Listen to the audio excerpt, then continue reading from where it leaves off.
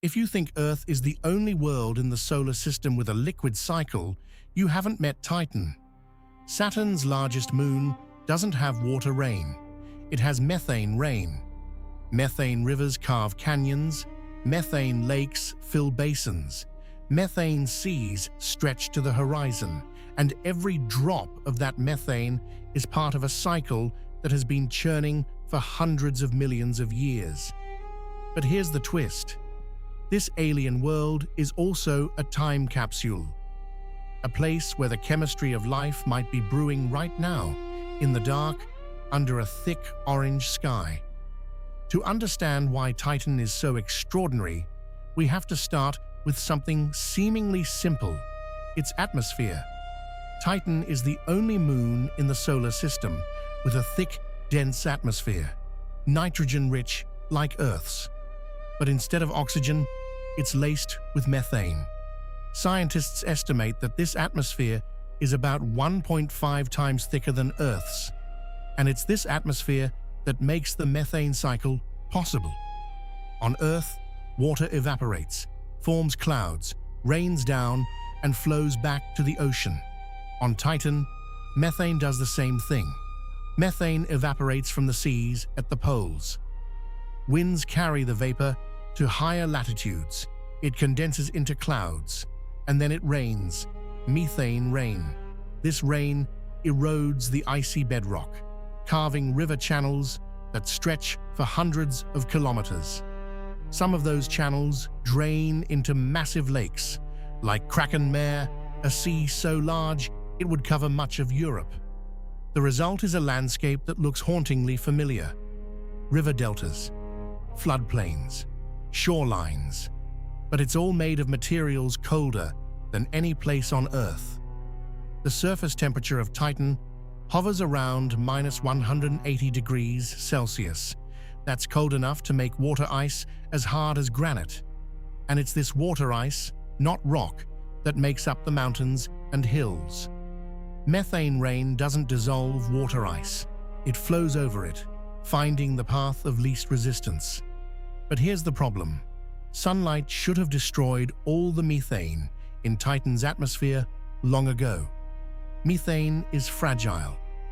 Ultraviolet light from the sun breaks it apart in just tens of millions of years. Yet Titan has methane today, so there must be a source. Something is replenishing it. This is the central mystery of Titan, and the answer appears to be cryovolcanoes. These are volcanoes that don't erupt molten rock. They erupt water, ammonia, and methane, a kind of cryomagma. Deep inside Titan, the core is kept warm by the same kind of tidal heating that powers Io's volcanoes. Saturn's gravity pulls on Titan, flexing its interior. That flexing generates heat, enough heat to keep a subsurface ocean of liquid water beneath the icy crust. If cryovolcanoes exist, as many scientists believe, they could bring methane from deep inside Titan up to the surface. That would explain how the atmosphere stays rich in methane. And it would also suggest that Titan is geologically active today, not just an inert ball of ice, but a world with internal engines, burping methane into the sky. One of the strongest pieces of evidence comes from the Cassini spacecraft. When Cassini flew by Titan, it detected changes in the surface brightness over time. Areas that were dark became lighter.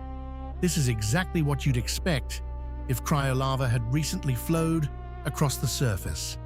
And in 2005, Cassini's Huygens probe landed on Titan, the first and only landing on a moon in the outer solar system. The probe sent back images of a landscape covered in rounded pebbles, pebbles of water ice, smoothed by the flow of liquid methane, like a riverbed on Earth. But this riverbed was on a world more than 1 billion kilometers away. If you could stand on the shore of Mare, one of Titan's largest seas, you wouldn't see blue water. You'd see a dark, glassy surface, perfectly still. No waves, no wind, just an endless expanse of liquid methane and ethane. The sky above you would be hazy orange, with a faint glow from the distant sun. Saturn, 20 times larger than the moon in our sky, would hang on the horizon. And you would be standing on a world where the ground is made of water ice, the lakes are made of natural gas, and the rain would dissolve your spacesuit. But beneath the surface, something even more interesting is happening. That subsurface ocean of liquid water. It's kept liquid by the same tidal forces that power the cryovolcanoes. And where there's liquid water, organic molecules, and an energy source, there's a chance for life. Titan has all three. The methane in the atmosphere is constantly being broken down by sunlight. The pieces form complex organic molecules, like tholins, which give Titan its orange color. These molecules rain down onto the surface. They mix with the liquid methane, and if they ever reach the subsurface ocean, they could interact with liquid water. That mixture, water plus organic chemistry, is exactly what kick-started life on Earth.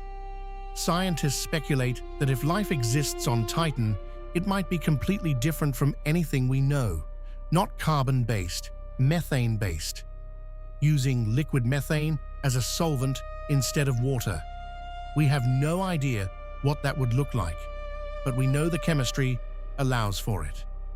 In 2027, NASA plans to launch a mission called Dragonfly, a quadcopter drone that will fly through Titan's atmosphere. It will land on different terrain, sample the chemistry, and search for signs of life. Dragonfly is our best chance to answer the big question. Is Titan truly alive? The data from Huygens and Cassini has already transformed our understanding. Before 2005, Titan was just a fuzzy orange dot. Now it's a world with weather, geology, and a cycle that mirrors our own. But not all scientists agree on the cryovolcano explanation. Some argue that the surface changes could be caused by wind or dust. Others say that the methane could be released by slow seepage, not explosive volcanism. The debate is ongoing, and that's what makes Titan so exciting. It's not solved. Every new discovery raises more questions. One of the most recent findings comes from radar data. Cassini's radar mapped the topography of Titan's poles.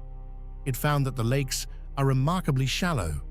Some are only a few meters deep. Others are vast but thin, like puddles of methane. This suggests that the methane cycle might be much more dynamic than we thought. Lakes could evaporate and refill on timescales of centuries, not millions of years. So the entire landscape may be changing in ways we're just beginning to see. Here's something to put it in perspective. If you took all the methane on Titan and released it into Earth's atmosphere, our planet would become a gas giant instantly. The volume of methane stored in Titan's lakes and seas is enormous. Estimates put it at hundreds of thousands of cubic kilometers. That's roughly the same volume as the Great Lakes in North America. Titan is a world of extremes. But in many ways, it feels like a familiar place. It has seasons, it has storms, it has wind erosion, it even has an active hydrological cycle. The only difference is the chemistry, and that one difference creates an entire world that is utterly alien. The methane cycle on Titan is a reminder of how diverse planetary processes can be. We used to think that only Earth had geologically active surfaces. We were wrong.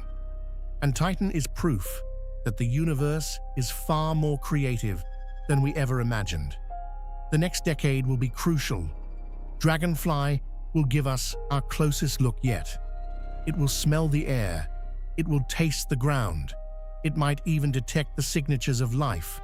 And if it does, that will change everything. Titan is not just a moon. It's a mirror, a reflection of what Earth could have been with different conditions, and a window into what other worlds might look like elsewhere in the galaxy. The methane cycle is the engine that drives it, and that engine may have been running for hundreds of millions of years, waiting for us to finally arrive and understand.